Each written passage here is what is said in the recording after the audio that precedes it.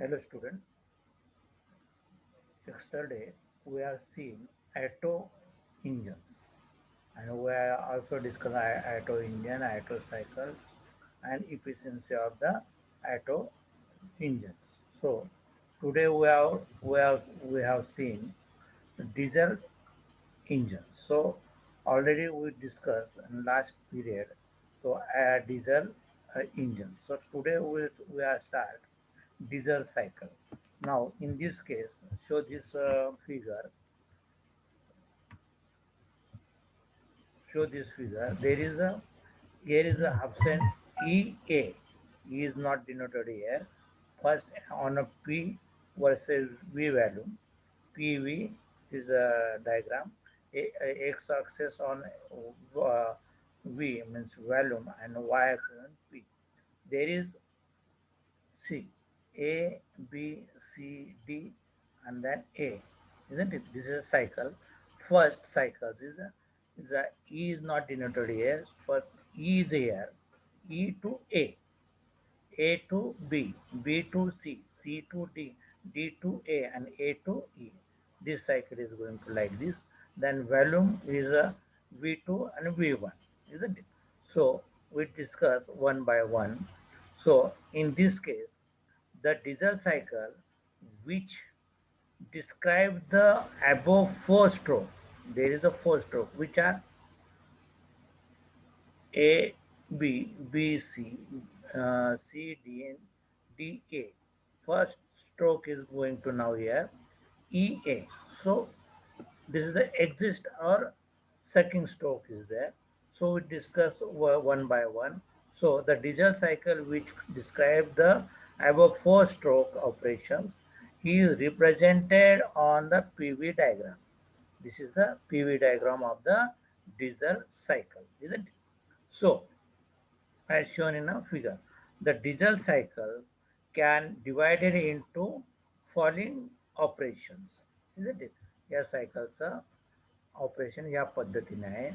First, there is a E is not right here. So first on this side, EA, you write in your figure or in a book, there is a writing there E to A, isn't it?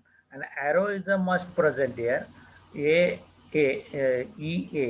The second means arrow is going to right hand side, and exact the arrow is going to A to E means left hand side, isn't it? You remember this.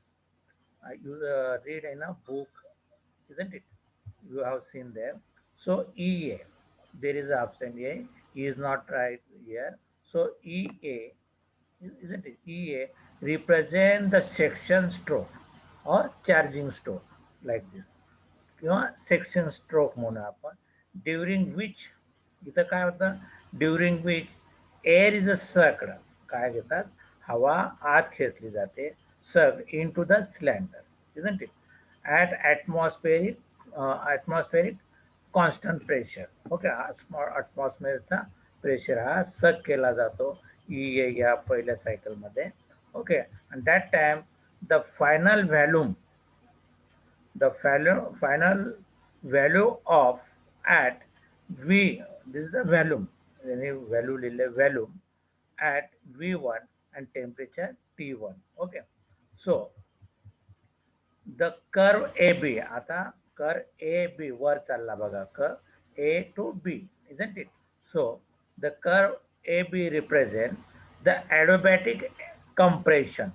काय होणार आहे compression होणार आहे तिथं कोणचा ॲडोबॅटिक compression कुठं A B मध्ये okay या सायकलमध्ये adiabatic compression stroke during this operation the volume of the air share from V1 to V2 कसा शेअर होईल तो V1 to V2 and temperature rises to T2 okay temperature त्यावेळेस काय होईल रायजेस होईल ते टेम्परेचर डिनोट केले आहे T2 ने ॲट द पॉइंट बी कुठं पॉइंट बीच्या ठिकाणी the pressure change to about 35 to 40 degree atmosphere pressure काय प्रेशर चेंज होणार कोणत्या डिग्रीला एक तर 35 ते 40 डिग्रीला ॲटमॉस्फेरिक प्रेशर हा चेंज होणार आहे. ओके. थर्ड सायकल काय आहे? B C. Like B C या बाजून चालले. B C represent the initial operations of expansion stroke, or we are saying the working stroke. Okay, expansion stroke म्हणा किंवा वर्किंग स्ट्रोक म्हणा. वेर आपण हे सगळे सायकल कुठे बघितले? कार्नॉट सायकल मध्ये बघितले, कार्नॉट इंजिन मध्ये बघितलेले आहे. Okay. Where BC represent the initial operations of expansion stroke or working stroke, where the oil is injected, fire केलं जातं, स्प्रे केलं जातं, इंजेक्टेड और मे बी से spray into the cylinder. Okay. सिलेंडरमध्ये ते ऑइल किंवा डिझेल असेल ते स्प्रे केलं जातं सिलेंडरमध्ये. आणि instantly of combustions of fuel takes place. मग कॉम्बिशन होतं एअर आणि डिझेलचं किंवा ऑइलचं, त्याचं काय होतं? Combustions, fuel takes place, the pressure being constant, the temperature increases to T3 and the volume to V3, isn't it? Temperature ही वाढतं आणि त्याचा व्हॅल्यूम ही वाढतो. Now 4, the curve CD down side ला, CD represent the remaining operations of working stroke during which the mixture of air oil vapor expand adiabatically. Okay, वाढतात, expand होतं. Okay, to the original volume V1. Okay, with a falling pressure T4. काय pressure काय होतं? Falling होतो, कमी होतो. आणि काय होतं? टेम्परेचर कमी टू T4. प्रेशर टेम्परेचर वाढतं, T4 होतं. हा has बघू आपण original volume V1 with the falling pressure at temperature T4. Okay, so as fifth, as point D, okay, शेवटचा point D is approach the outlet wall. D कुठं operate होतो? Outlet wall जवळ. Wall is open, outlet wall काय होतं? Open होता.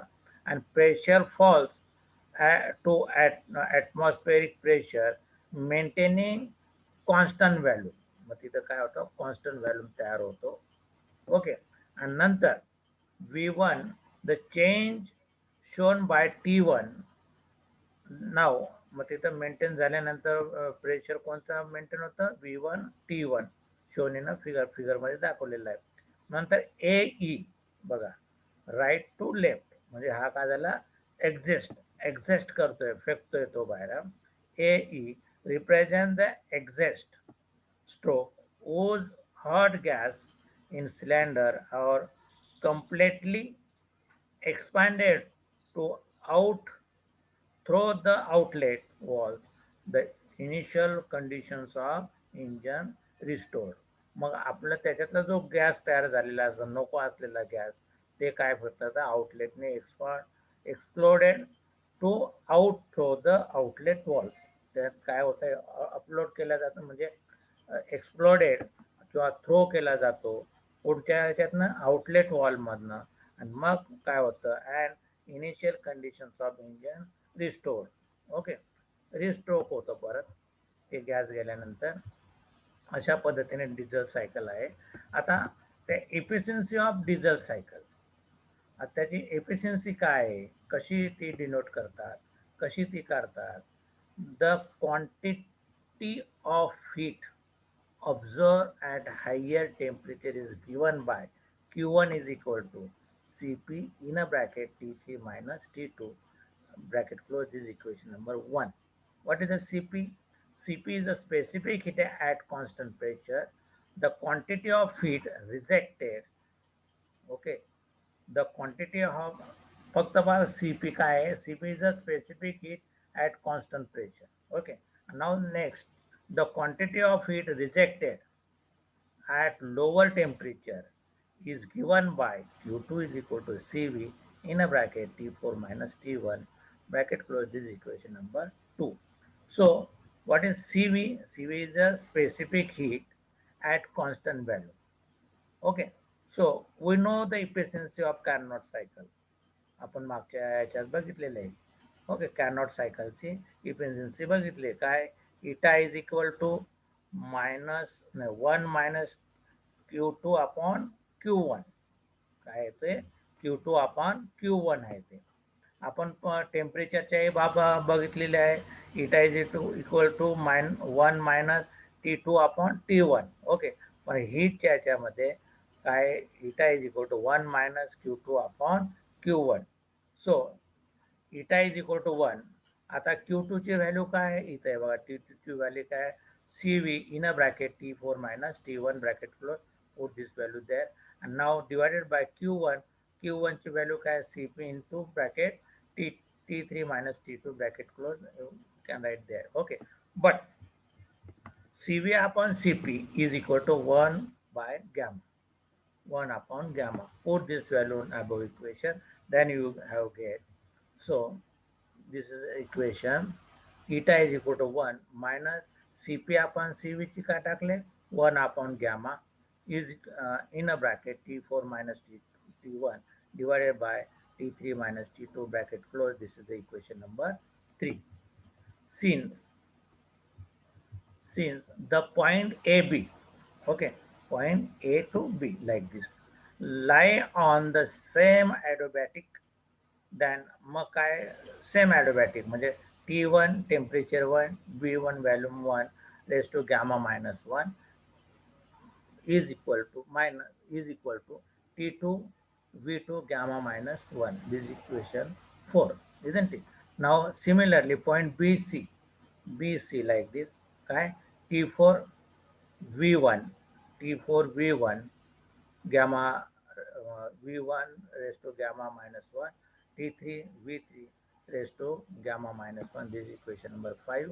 So okay, subtracting equation 4 from 5. 5 मधनं 4 ला subtract करायचं, बरोबर. मग सबस्ट्रॅक्ट करायचं असताना बघा, T4 - T1, हा T4 - T1, आणि मग याच्यातला V1 काय झाला, कॉमन आला, म्हणून in a bracket common V1 raise to gamma -1 is equal to second T3 - T2. Okay, आता इथं होणार आहे का, नाही होणार. म्हणून कारण का नाही होणार, इथं V3 आणि इथं V2 आहे, त्याच्यामुळे ते कॉमन निघणार नाही. म्हणून ॲज इट इज ते ठेवायचं. म्हणजे काय, T3 V3 gamma -1 minus T2 V2 gamma -1. So आता हा V1 डिवाइड करायचा इकडं, काय V1 इकडे डिवाइड केला म्हणजे V3 ला डिवाइड करायचा, परत V2 ला डिवाइड करायचा, म्हणजेच काय होईल, T4 - T1 is equal to T3, हा V1 गॅमा रेस टू 1 इकडे डिवाइड केला, म्हणून काय झाला, T3 in a bracket V3 upon V1 raise to gamma -1 minus T2 in a bracket V2 raise to gamma -1 ला V1 raise to gamma -1 divide झाल्यामुळे काय झालं, V2 upon V1 bracket close raise to gamma -1. This equation become 6. So आता इकडे लक्ष द्या, late E नाही, E नाही, हा रो ई म्हणजे एक्सपान्शन. ओके, एक्सपान्शन म्हणजे ई इज इक्वल टू, याला काय केलं, याचा रेशो घेतला, कसला, T3 in a bracket V3 upon V1चा काय केला, रेशो घेतला, म्हणून काय झालं, V1 अपॉन V3. मग V1 अपॉन V3 काय डिनोट करतं, रो ई म्हणजे expansion quantity be the adiabatic expansion.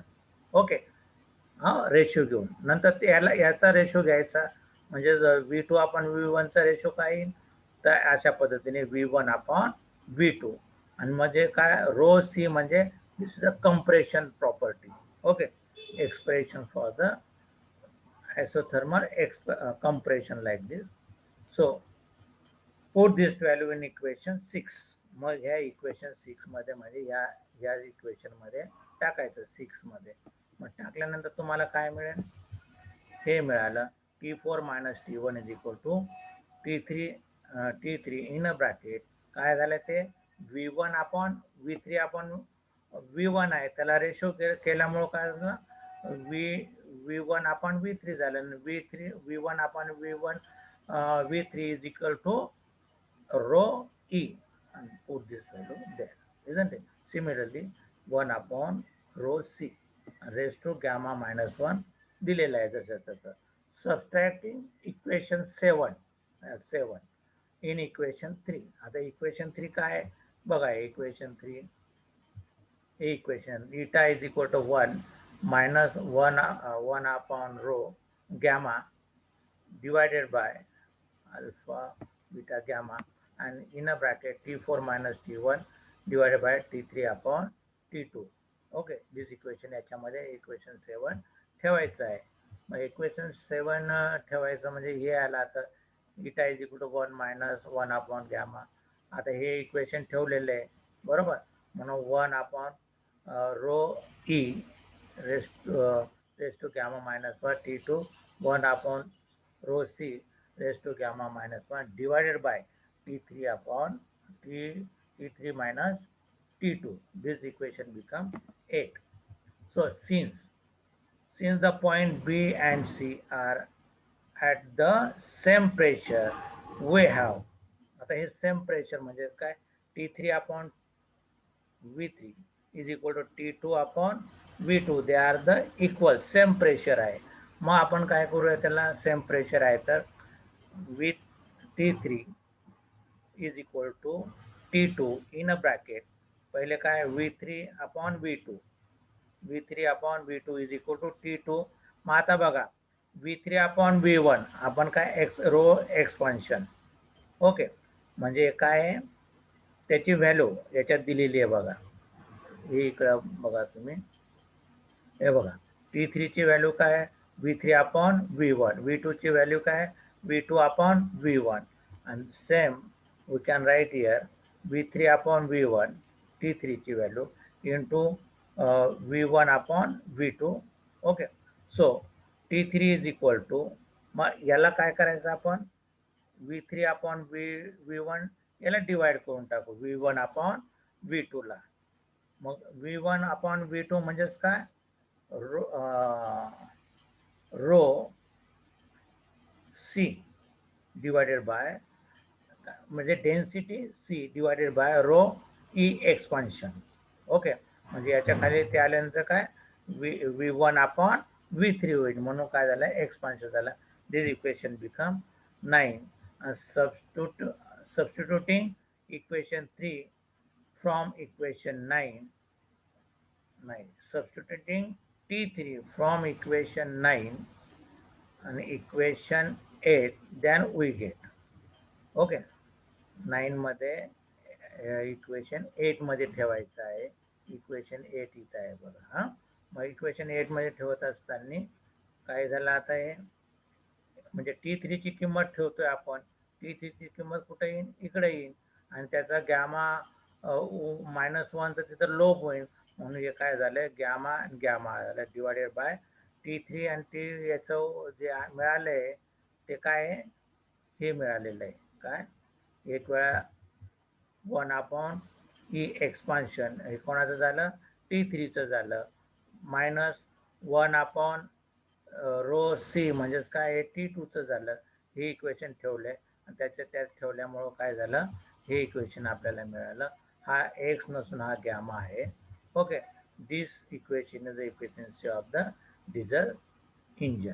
Okay, now we are important question. Both are 3 point is very important.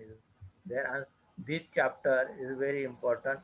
Any question we solve, you can solve very easy this. आता distinguish between diesel engine and auto engine. मग आता diesel engine आणि auto इंजनचे असे 2 फरक दिलेले आहे. मग बघा डिझेल इंजन मध्ये काय म्हणतात, the working substance observe heat at constant value.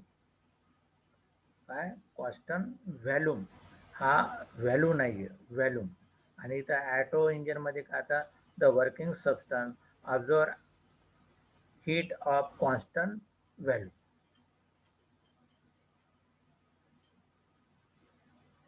Okay, नंतर याच्यात काय डिझेल इंजनमध्ये heavy oil or diesel is used as a fuel. Heavy fuel वापरलं जातं ऑइल वापरून. आणि पेट्रोल वेपरमध्ये काय वापरलं जातं, petrol vapour is use to as fuel. Okay. नंतर डिझेलमध्ये the fuel is injected by pump in the cylinder. याच्यामध्ये काय होतं, ॲटोमध्ये a mixture of fuel of vapour air is introduce in the cylinder. Okay. Fuel आणि vapour एका वेळेस घेतले जातात ते. नंतर मग याच्यामध्ये the compression ratio is large, इथं compression ratio is less. Okay. हे high pressure in the operations and engine is heavy and bulky. हे काय, due to low pressure in the operations the engine is light and practicable, portable. Okay. Portable. आणि नंतर the remaining cost low due to lowest cost few आणि running cost high due to high cost fuel. Okay. हे लक्षात ठेवले. जर 4 जर लिहिले, इकडचे 4 आणि इकडचे, तुम्हाला 4 मार्क फुल मिळतात. अशा प्रकारे आज आपलं आहे हे चॅप्टर इथं संपलं आहे. याच्यावर मी तुम्हाला जाऊ द्या.